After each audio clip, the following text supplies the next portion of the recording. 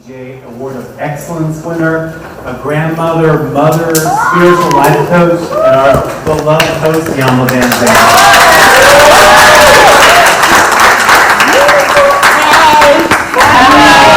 How's everybody? Oh my God, look at all of these cameras. Somebody give me my phone. Let me take a picture of me. Taking a picture of me. How's everybody? Hello. We just saw your show. Good. I'm really excited about this season. I'm excited about this season because we are talking about issues that we usually only whisper about. We are talking about issues. Okay, let me take a picture. If I smile, I love it. I started doing that when people stop me in a Walmart now. I said, can I have a picture? I said, can I have a picture? And they say yes. I don't even know who you are, but anyway. Yeah, so this season we are talking about issues that we usually only whisper about. Gay men in the Black church, we only whisper about that. Violence among women. We suck our teeth and roll our eyes. We don't talk about it out loud. Body enhancements among young women of color. Among young women, period. But we're looking at young women of color. We're looking at topics and issues that are really current, that affect everyone, not just everyday people, not just celebrities, but trying to level that playing field. Also looking at, and particularly in our first 3 shows, where we look at the topic of gay men in the Black church or gay pastors in the pulpit. It's not about them being gay. It's about them living inauthentically. So whether you're gay and you're not talking to people, or you're having an affair and you're not talking to people, or you have something's going on with you and you're not being forthright and authentic about it, what is it that keeps us from living authentically? What are we afraid of? What are the judgments that we have about ourselves that we project onto other people, and then we live not even in alignment, not even suffering because of the issue, but suffering because we're living dishonestly. And the things that we tell ourselves about ourselves as a result of living dishonestly, looking at that this season. So I'm really excited about this season, and hopefully the thing that Fix My Life will do and that you will help us do is create conversation.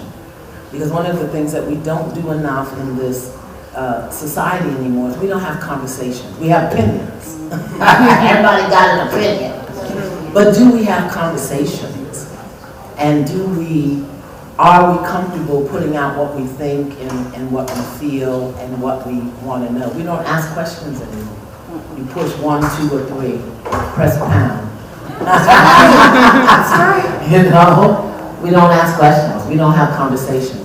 So I think that this is probably one of our most controversial seasons. Again, gay men in the Black church, come on now. Yeah.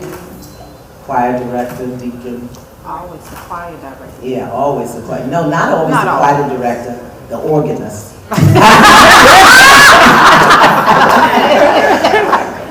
But imagine that these people who love God, love the Lord, love their church, love their community, are forced to live a lie so that everybody around them can be comfortable. We know it's true, we know it's happening, we know it's a reality. And as we become more and more versed in our community or in our society about how people self-identify, whether it's gay or transgender, or we just got to start talking about these things. So that's what I have to say. What do y'all have to say? Yeah. Well, number one, you look gorgeous. Thank you. I love this hair. I am gorgeous. You are. You know, because it's not a look. Yes. It's not a look. This is who I am. Yes. I want to be real clear about that. So I was just teasing them upstairs. I said, you know, they have a new show called Atlanta Plastic. And so I said I was going to go see Dr. Crawford and get some liposuction. And they said, yeah, but if you do it, then the fat comes back in other places. I said, well, I'll have him suck every place I don't want the fat to come back to me. But you know, just the thought of it. And that's something that we're doing this season, that we think we have to look a certain way. Right. And that's why we do the thing. No, I am gorgeous. Yes. I am. That's right. You know, and I want to be gorgeous in my heart. I want to be gorgeous in my spirit. I want to be gorgeous in my mind. And then snatched when I show up in the mirror. Okay? I've got a question for you. Yes. How do you stay as healthy as you do when you're dealing with people that are so wounded? I don't deal with people. The Holy Spirit deals with them. I just show up with them. You I just don't have to do anything but show up and know what I know and be who I am and love them. I really don't have to do anything. Okay. I don't have a personal stake in their outcome. They come to me. If they want to heal, I provide them with the information. If they don't, that's on them. Okay. I never leave there feeling I didn't do the right thing or I didn't say the right thing. Or drained. They come to me. So this is what it is, boo. Take it or not. You know, I'm not invested. What I'm invested in is serving God.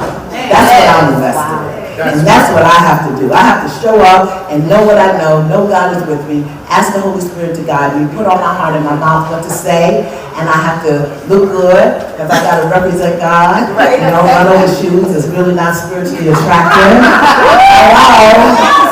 And be a demonstration of what is possible for a black girl from the projects in Brooklyn, a teenage mother, a sexual abuse survivor. That's what I got to demonstrate. Wow. I can't be invested in nobody else's healing. I just got to share what I've learned.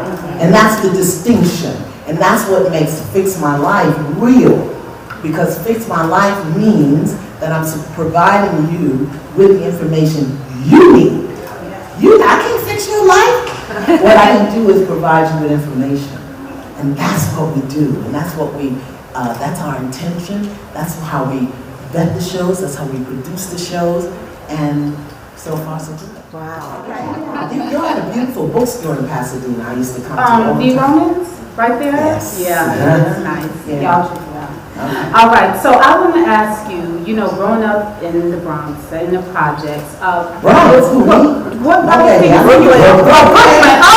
Don't you forget I'm sorry. Cast the Bronx upon him. I am from the nation of Brooklyn. Brooklyn. Okay. So dealing with these two pastors, Yes. like, were you ever homophobic? Like, have you ever dealt with, growing up? No, I was in ballerina. Everybody was gay except me. Okay. Well, what surprised you most dealing with these two pastors? I didn't deal with them because they were gay. I dealt with them because they were living a lie. I don't care what they were doing. It's the same way that I dealt with the pastor in our first season who was in the pulpit having affairs with women in his church. I didn't care that he was having an affair. I cared that he was lying and not being authentic. So this show for me is not about them being gay. Really, it isn't. It's about what does it take for people to have the courage to stand in the truth of their being publicly. They just happened to be gay, and that's why they came. They came to me because they said, we're tired of living a lie. That's what they said. There were 4 of them, and these were the 2 that decided that they would go all the way through to learn what was required to be able to stand courageously and authentically in their truth. Not because they were gay, but because they were living a lie. Does that make sense? Yes. Now. Yeah. Who's calling on who? I'm open. Oh, I can. Okay, yes, my beloved. Hey, I know the Sentinel. Oh, wonderful. I'm wondering, the way you were talking about how you're helping people to live authentic lives, was this a calling for you, a spiritual calling? Yes. Like people go, how did you know? I knew because I spent $54,000 to go to law school to become the black female Perry Mason. And I was practicing criminal law in Philadelphia, and I was absolutely miserable. And so the day the Holy Spirit said, leave here and don't ever come back, I did. And then I didn't know what I was going to do. So I went and I was teaching women in a job re-entry program, women on public assistance who were getting ready to re-enter the job world. I started teaching them life skills, the life skills I learned when I was on public assistance. And the workbook that I created for them became my first book, Tapping the Power of Pen. And then after that, prayer and supplication, and I didn't create this. I am a criminal defense attorney. That's what I am. And this unfolded for me. So, I forgot her question. What did she say? How did you know? I didn't know. That tells you right there. I didn't know. I didn't start out to do this. I didn't start out to be an author. I'm telling you, $54,000 that I had to pay back to the New York State Department of Education because I was going to law school. I went to law school, graduated, took the law, whole thing. And spent every day of my life in jail. Because all my clients were in jail. Yes, beloved. Hi. So I'm in my early 20s. Yeah. And myself and a lot of my colleagues, we seek validation in relationships. Yeah. When you're coming out of your abusive relationship, how did you not only find your confidence, but how did you realize that you were still beautiful? I was never ugly. First of all, I was a little confused. I don't, here's the, I don't think tell me what you really want to know, because that question is formulaic and it's nice words. What do you really want to know? How do women not seek validation from relationships? How do they seek it within themselves? Yeah. It's a process we have to go through, and I think we all do that. Well, especially if you feel like you're broken. Yeah. Well, most of us who are broken don't know we're broken. I was in, where was I today? I was in a store today, and there was a sign, and it said, "I'm okay with my crazy." And I have taught that to my students for years and years. Your life will never shift until you get okay with the fact that you're crazy as hell. Okay? As long as you try to cover up your crazy, as long as you try to act like you ain't crazy, as long as you try to act like you don't hurt, as long as you try to act like you're not broken, your life will never work. The minute you can say, I am crazy as hell and broken in places I can't even reach, and I'm willing to be better. Right. Till you can say that, you're going to keep seeking validation somewhere else. You've got to acknowledge the thing that's broken before you can heal it. And anytime you're looking for anything outside of yourself, you're missing what's going on. Unfortunately, we live in a society today where that's what we're taught and trained. We're taught from the womb that who we are, what we feel, what we know is not important. You got to be this way in school. You got to be this way in church. You got to do this here. That's why I think this whole show about the gay pastors is so absolutely critical, because they were never taught that who they are was okay, so they got to be somebody else. But particularly for women, that's why people are shooting silicone into their bodies and going to the black market. Tell me why a black woman ever need to go somewhere and get some more butt. Right. I never heard tell her such a thing in my life. More butt. This is a problem. Well, anytime we're convinced that who we are as we are is not good enough, it's just a process we have to go through. What I really want in my life, and hopefully it'll happen for my grandchildren, is that we start teaching in school human relationships. A class on human relationships. How many of you in this room have ever used pi a squared plus b squared equals c squared? Remember that? What's that, geometry? Is that geometry? Yeah. Right. How many of you have ever used that any place in your life? No, but they taught it to you. How about teaching us, this is how you handle sorrow, sadness, grief, disappointment? How about teaching a class on an expansion of our emotional library, so that we can be something other than happy, sad, good, bad, right, wrong, fair, unfair? But that's it. That's our emotional library. So until young women can expand their emotional library, until they know that they can have things going on inside that can be healed, until we give young women an opportunity to be accepted just as they are, they'll continue to seek external validation. Okay? Hi, over here to your left. Hi. And Oprah is always asking this question, so I'm going to ask it of you. What do you know for sure? That who I am, just as I am, is okay. Because this is what God created and God is. I don't even know that. Okay. That's all I need to know. Is that your hand because you're asking a question, or were you just waving? Were you asking a question? Yes, I am. Okay. Where's mine? And, but my question to you is, how rewarding is it, Iyanla, for you when you see people whose lives have been changed as a result of the forgiveness that you're imparting in them, or basically telling them to apply? How rewarding Again, is it for it's you? not about me. I'm not attached to it that way. Really, I'm not. What I'm more attached to is I know forgiveness works for me. I can't be attached to what people do with the information. Otherwise, see, that's ego. And ego would make me feel good if they do something good and feel bad if they don't. I'm not attached to it that way. I know forgiveness works. I'm more excited when people say to me, tell me why it's so hard for me to forgive. Now that's excitement right there. That sends a little dribble right down the side. Because that means they're open and they're willing. Yeah, I'm not attached to what people do with the information. Really, I can't do it. Good seeing you. Yes, beloved. Oh, I'm calling on people now. I called on them. Okay, well, let me cut, and then you go over there. I won't call on nobody else. I'll mind my business. This is a question that probably affects all of us in this room, because a lot of us are journalists or writers, and when we know that if it bleeds, it leads.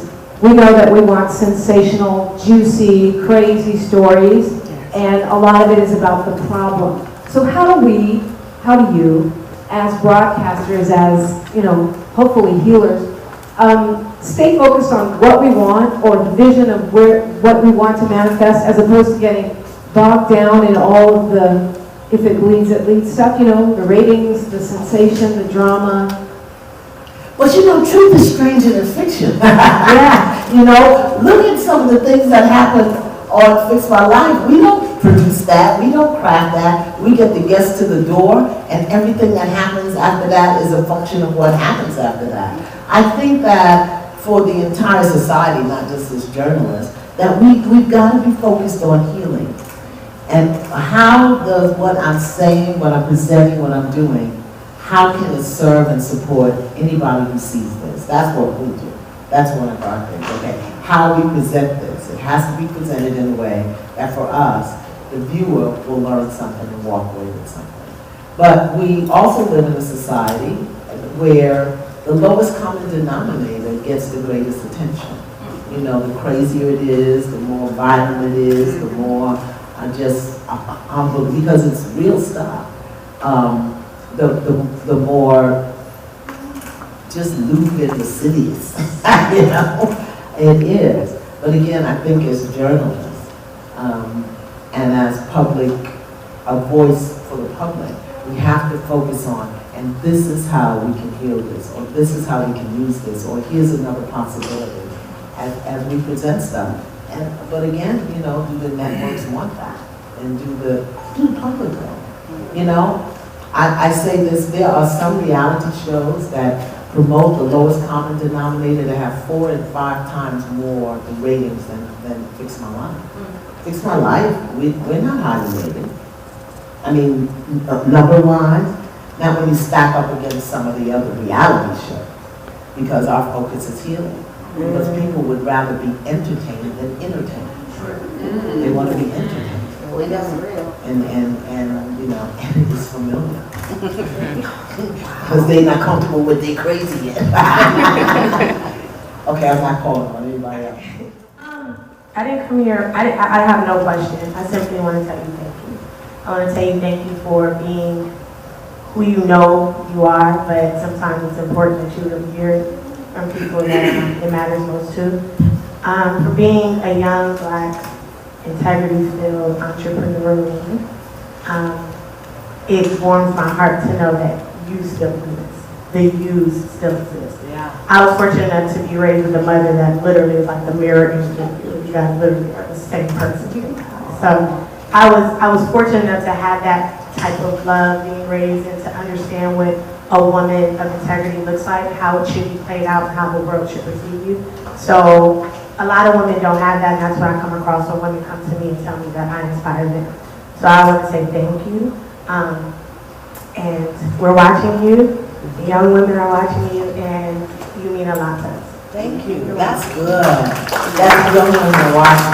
Because I know just in the way that women age, I'm kind of far away from the 20s and the 30s, so they look up. I want the 30-year-olds to be, I want you all to be there for the 20-year-olds and the 40-year-olds. I want you to be there for the 30-year-olds. No 20-year-old. The average 20-year-old don't want to hear from me. I'm too damn old. But they respect me as Miss Iyanla, or Mama Iyanla. But the 30-year-olds can get in them 20-year-olds' ear in a way I can't. You understand? So it's very important. And you, the 20s, you got to talk to the teens, and that's how the sisterhood runs. That's how it reinforces that each clan is the midwife for the clan under her, And so, thank you for that. I'll shut up now. Yes, beloved. And I think my question relates with her. Just how to get over a breakup? Like, what's your best advice? How to just not focus on how the relationship was wrong, and just how to pick yourself back up and not But that's okay. That's part of human growth and development. That's what you have to do. But is it supposed to linger on forever? Yeah. Let me tell you. Where does the healing start? Let me tell you a quick story. So there was a minister, and he used to go every Sunday to his parishioner's house for dinner because he was single, and his parishioner and his wife, they would invite him every Sunday for dinner. So he would leave church and do all the things, and then he'd go to the parishioner's house. And when he got to the parishioner's house, there was a hound dog. The parishioner had a hound dog, and the dog was laying on the porch and whining. So the pastor would go, and he'd go and look at the dog is whining, he'd go inside. And then he'd have dinner. Next week, come back, there's the hound dog on the porch. And he'd go inside and have dinner. So after about 4 or 5 weeks of this, he said to the parishioner, do you know that your dog is laying out there? He's whining, he's crying. And the parishioner said, He said, well, what's the matter with him? And the parishioner said, he's laying on a nail. And the pastor said, laying on a nail? Well, why doesn't he move? And the parishioner said, because it don't hurt bad enough yet. When it hurts bad enough, you'll stop. You'll stop focusing on it. When it hurts bad enough, you'll move on. When it hurts bad enough, you'll find something else to occupy your mind. Until then, you're going to focus on what you ain't got no more. I like to thank you. Was that good for you? When it hurts bad enough, you stop. Yes. I can't call on people anymore. I'm allowed. Thank you for that. I just had church right here. Amen. Thank you so much. Yeah. And thank you also for having a conversation that we need to have in Black churches. But one of the things I heard you say personally was that you're a sexual abuse survivor. And I remember the first pastor saying that he was sexually abused. So do you kind of delve into that on that particular episode with him? Because I feel like that's kind of the cycle that we see typically for men who are sexually abused, where they don't really deal with that pain initially. That's my first part of my question. And then the second part is, once your show airs, can we start a live conversation with being able to ask you questions like... I want to do that. Yeah, I'm not technologically advanced enough. If somebody tells me what to do, I'll do it. Yes, on Periscope. But we can't do it until after Where Are They Now, because that comes on right after me. And I need you all to watch that too. But here, 2 questions. Number 1, again, the show is not about that. The show is about why he isn't living authentically. So I did speak with Pastor Derek, and he had to reveal that as part of his being authentic. But not about what happened to him as a result of the fact that he was sexually violent. Pastor Mitchell, on the other hand, well, he has some other kind of show. I'll leave that, y'all have to watch that. But, no, we didn't delve into it from the healing aspect, because that's not what the show was about. It was about living authentically. So the fact that he didn't reveal it to his parents was my issue, not as a result of what happened. That's number one. And your other question was, I have forever wanted to, after the show, open a dialogue. We've done it by phone. I used to do lessons. So I don't know. There's my two executive producers talking about it, and I'll figure out how we can get that done. Because the other thing that concerns me is when we do these shows and we open up the issue, the people who have the issue are left with nowhere to turn. So I would like to make myself available, even if for the next 45 minutes, to answer questions, to provide healing, because a lot gets cut out, you know, of the healing process, because we only have 48 minutes. So some things get cut out. Okay? Tweet live. Oh yeah, tweet live and ask your questions. But I can't read all the tweets. It's just too much of it. It's going so fast, I can't take it. Okay, yes, beloved. I think it's so great that you're bringing this and opening it up, bringing it to attention, because I'm a preacher's daughter myself, and they already have seeing your pastors are gay or what have you. And I just want to thank you for opening this up. For me being a daughter, you know, a preacher's daughter, you know, because it affects the children too, because they have kids, and they already have a stigmatism, whether you're bad, you got this, or something going on. We have these labels on us already as a child, you know, and just to have a father being a preacher and he's gay, you know, they always get that label all the time. I know from where I'm from, we hear it all the time, but I just want to thank you for opening it up, you know, for me being a preacher's daughter. I think that as we begin the conversation, pastors who are gay, who are willing to come forward, take the stigma off the ones who aren't gay. And what is the stigma anyway in today's 21st century? I'd rather have people live authentically. I'm sorry, what was your question? That was it? Yeah, that was it. I was just saying thank you. Thank you. There's a hand in the back, but I'm not allowed to call. Oh, here's a hand in the back. Yes. Did you ask me a I question did, but I have already? another one. All right. It's about All right, so in the spirit of heal or heal thyself, because you said it's about healing. Yeah. All right, so what do you suggest and how do you practice this command for the people that don't get to spend time with you and they're there alone, or they haven't had a live Twitter feed yet? What exactly can they do in regards to heal or heal thyself? Heal or heal thyself, that would be me, healing myself. No, in regards to the people that are experiencing. Well, you know, there's no formula. There's no formula. Somebody would have to ask me, okay, this is my story, this is how it's showing up for me. I'm very careful not to put out these formulated intellectual diagnosis. I don't know. They need to ask the question. You know, I can't say do this, do that, do the other, because it shows up very differently for everybody. So I don't know. What I know, two things: breathe and forgive. That I know. Breathe, pray, and forgive. That works for everything. You got your eye fell out, breathe, pray, forgive. You got corns, breathe, pray, forgive. I know just what I know. It won't hurt you. That's for sure. Okay, so breathe, pray, forgive. That's it. I don't know what else. Pray, forgive. Yes, beloved.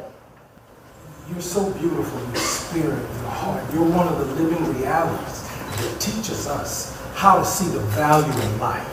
And I thank you, my sister, because you've helped me. I was estranged from my sister for 14 years, and because I watched your show, I sit here with my sister. Shut the front door. Which show? Went back, all of them. My wife would tell me, I'd watch your show, and they show after show, and just cry. She said, you're not going to stop, are you? I said, I'm healing. So I'm a living reality that you've helped me to see the value in life.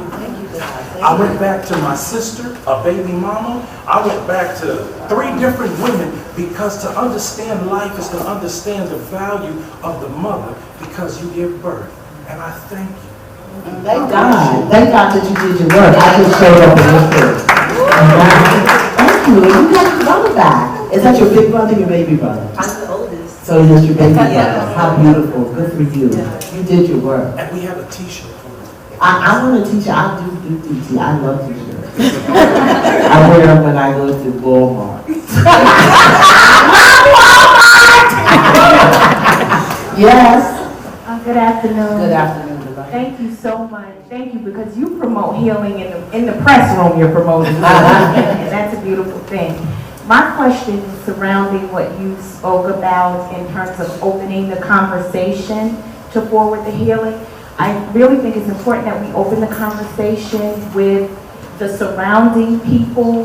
The pastors are one area, but it's also the congregation and the family members that we need to facilitate this healing and opening the conversation. Well, we do, hold your thought.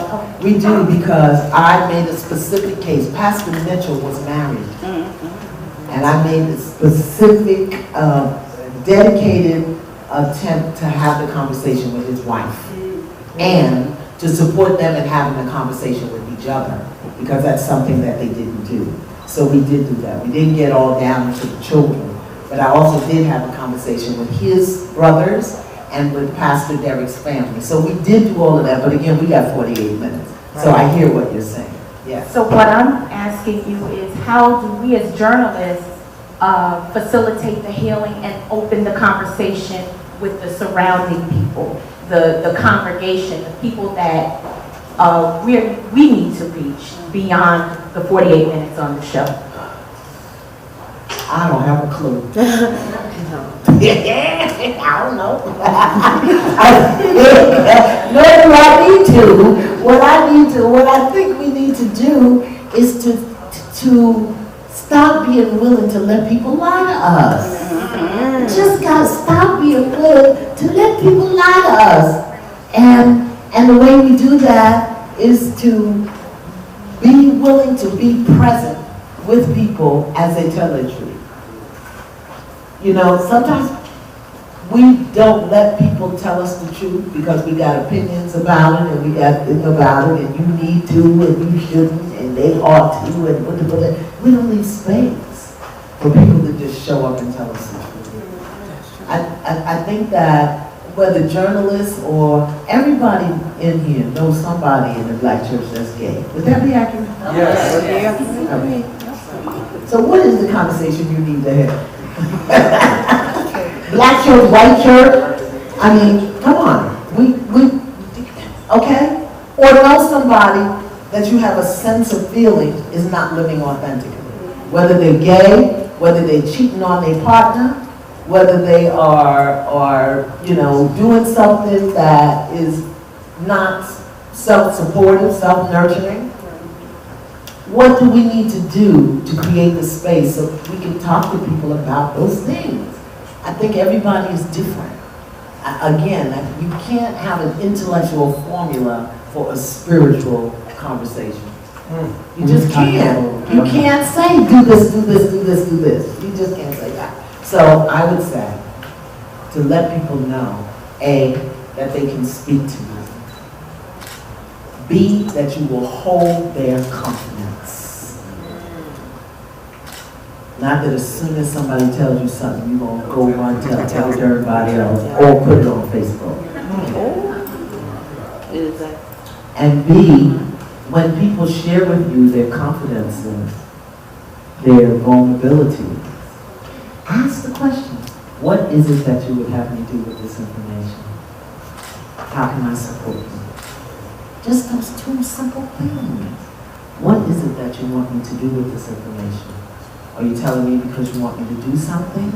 Or are you just venting? Know that I hold your confidence. How can I support you? Yes, ma'am. Where do we have those kind of conversations in our community, in the world, in our sisterhood, in our church? Where do you have that conversation? Okay? That's where we got I think people scared of having a church. Yeah, well, then that's a problem. That people are scared to have conversations about their vulnerability in church says that our ministers are not doing their job. Sorry, I'm a minister. Says that they're not doing their job. People can't give me their weaknesses and their vulnerabilities. What, you know?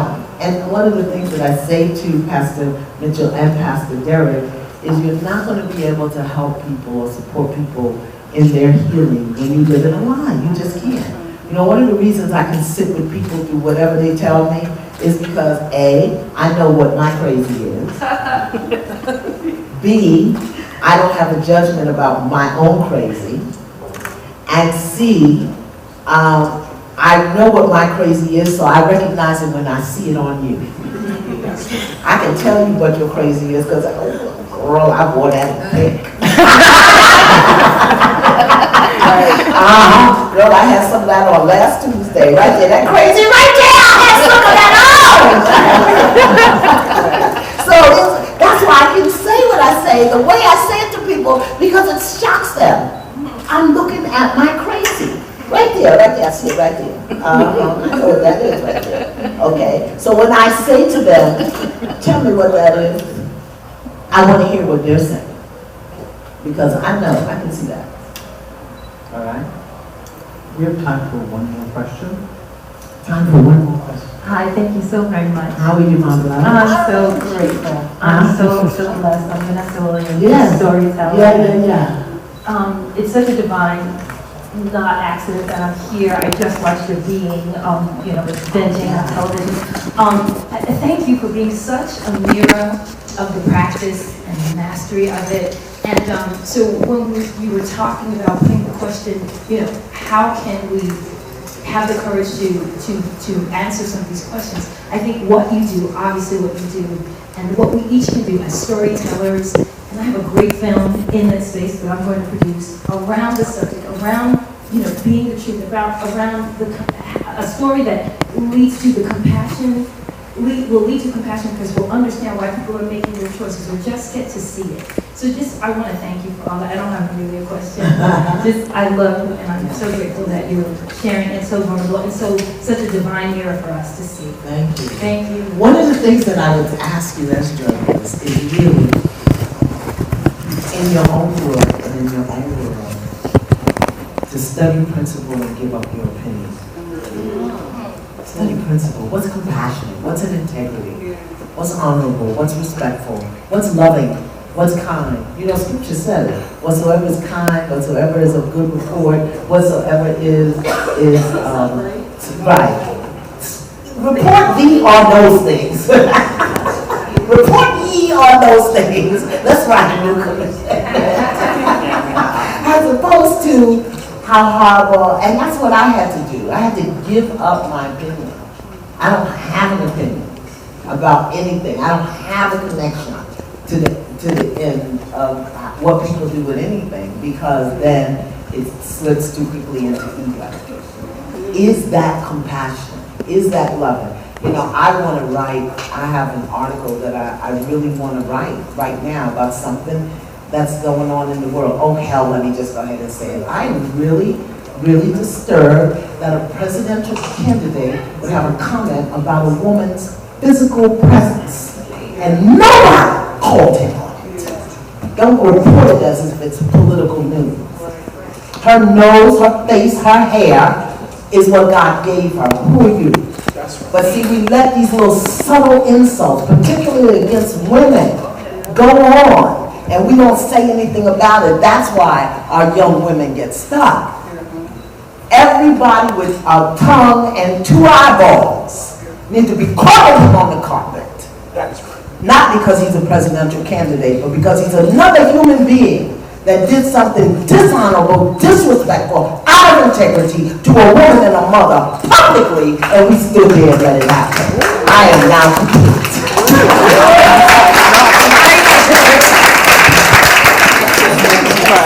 We really appreciate it.